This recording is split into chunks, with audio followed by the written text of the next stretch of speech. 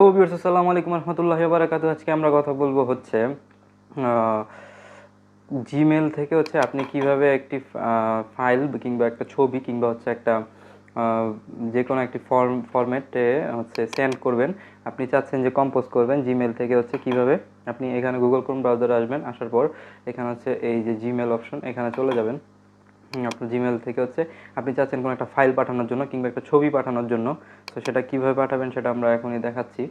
আহ, এখানে যে আমার বাম সাইডে হচ্ছে কর্নারে দেখবেন একটা অপশন আছে কম্পোজ।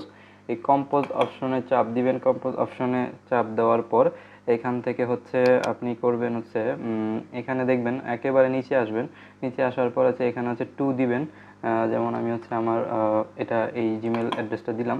তারপর সাবজেক্ট হচ্ছে দিয়ে দিব একটা ABCD যেটা দিয়ে দিলাম।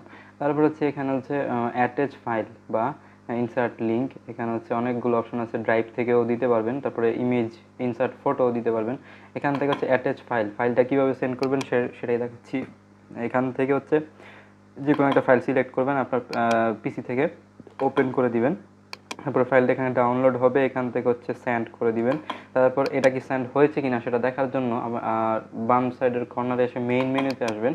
আসার পর এখান থেকে দেখবেন হচ্ছে এখানে আসবেন।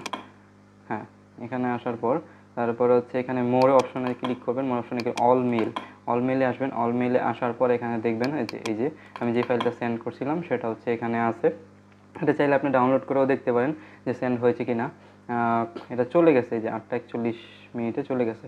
সো এভাবে হচ্ছে আপনি চাইলেই সহজেই জিমেল থেকে যে কোনো ফাইল, যে কোনো ছবি, যে কোনো ভিডিও সেন্ড করতে পারবেন যে কাউকেই।